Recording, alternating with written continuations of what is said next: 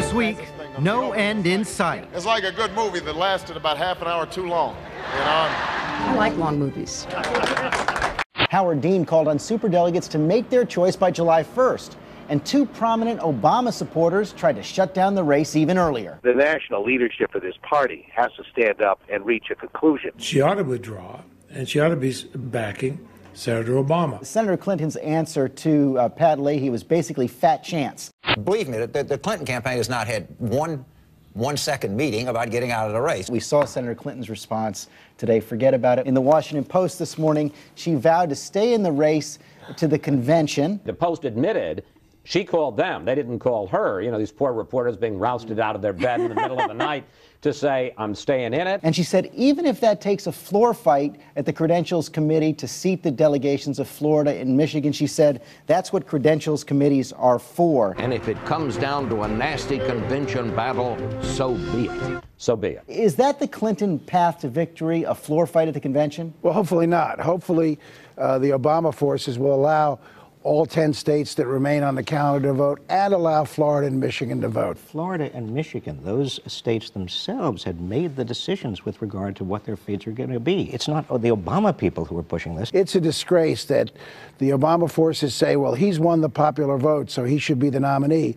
There are 10 states left. I think Senator Clinton's going to eat into the popular vote. Eat into Barack Obama's lead, but not overtake him. So that means a floor fight at the convention. Florida, George, if Florida and Michigan voted based on just the results from the Florida beauty contest, it's fairly safe to assume that Senator Clinton would win the popular vote. It is over. I mean, Florida and Michigan are not going to hold nominating conventions. So at some point, there is a moment of judgment. I don't think it's up to our campaign or any individual to tell Hillary Clinton or their campaign when that is. Hillary Clinton has every right in the world to continue to fight, but the important thing is to be fighting against John McCain and not to be destructive in this campaign. And if the campaign goes on for these next weeks, really focused on that at a high level, I don't think Democrats ought to be clamoring and worried about what's going on. There's no good reason for her to drop out of this race. There's no real reason for her to get out at this point. The party itself is not saying,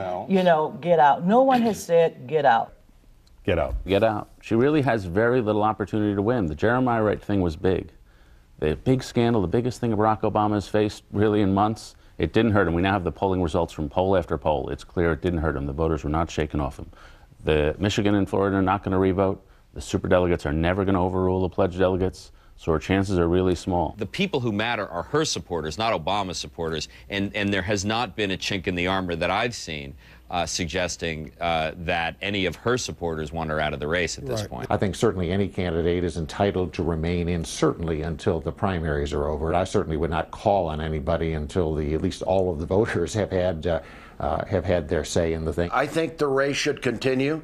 She has every right to stay in the race. She's run a very good campaign. I personally believe that Senator Obama is reaching a stage where his lead is insurmountable, but the race should continue. I don't agree with those that say that Senator Clinton need to drop out. It's interesting. He's changed his remarks a little bit. When he came out to support Obama, he said, you know, Democrats should just get behind Obama because John McCain's getting an advantage. Now he's saying we should wait. This is in part because the Clinton campaign has made a lot of hay over these calls for her to get out. I think it's very smart on the Obama campaign to sort of back off this, because so far every time we've seen a campaign say it's over, this needs to stop now, the other side's benefited from that. You know, some Democratic bigwigs trying to pressure one of the candidates to drop out, and it just doesn't have the right feel to me. I think we need to, you know, look to a much broader base of people to make this decision. Would the Clinton supporters be happier or more likely to go to McCain, or less likely if she's forced out of the race by a cabal of Democratic insiders ganging up on her in a totally unjust and sexist way? I'm really with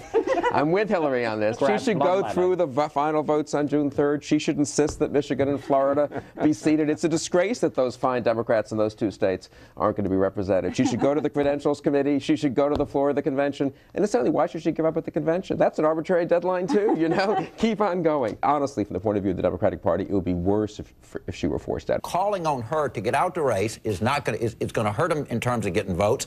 And it is going to make it more difficult to reconcile the party. Stop sending this out because they're not going to get out, and not even considering it. Until the votes are counted, she's not going anywhere. You know, the reality is, despite what people are saying publicly, they don't expect Hillary Clinton to get out of the race. What they are hoping against hope is that after all of the contests on the calendar, taking Florida, Michigan aside, after all of those are completed at the beginning of June, at that point, that the party elders, if you will, see no reason why the superdelegates can't then make their decision, not at the convention, not in the beginning of the fall or the end of the summer, because that Democrats think will be a complete and total disaster for their party. This notion of bringing this fight on to the convention is not a wise idea. I think that the superdelegates ought to decide early. I would even say earlier than July. Sometime before July 4th, I am clear that the superdelegates will break one way, the uncommitted will break one way or another. July 1st, 3 more months of this. This race is different from every other Democratic race because it's about race and gender ultimately and personality.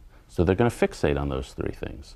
And they're going to make the party look pretty bad. You can't ask Hillary Clinton to drop out, it seems to me, reasonably if she's winning states. Hillary shouldn't get out because she's weak. She should get out because she's strong. She has no chance of winning, I think, or a very small chance. But she's strong. So she's going to have an arc where the arc of this race is going to be for the next couple months. Why is she still in it? Why is she still in it? Then she's going to win Pennsylvania, maybe win it by 8, 9, 10, 11 points. Then she's back. And so she'll get a bounce. Maybe she'll do well in North Carolina, Indiana, other places. So she really can plausibly go into the convention strong. But if she... without a chance of winning. That's why it's a mess.